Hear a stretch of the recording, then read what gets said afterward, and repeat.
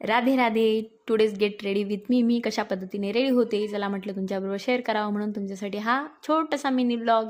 आणि तुम्हीसुद्धा अशी छान पद्धतीने रेडी व्हा. तर इथे मी फाउंडेशन वगैरे लावून कंप्लीट झालेलं.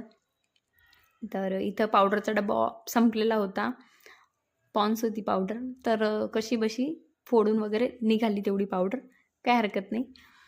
तर आज तर मेकअप करायचाच होता, कारण तुम्हाला दाखवायचा होता. तर आज हारणी म्हणायची होती. तर इथे ॲब्रो वगैरे फिल झाले, काजळ वगैरे लावली गेली होती. मग ब्लश वगैरे लावला. ब्लश तसं कमीच लावला होता आणि ब्लश हा लिपस्टिकचाच वापरला होता. आणि हायलायटरसुद्धा लावून घेतलेलं मी. तर छान पद्धतीने रेडी झाली. लिपस्टिक वगैरे पण लावली गेलेली आहे माझी.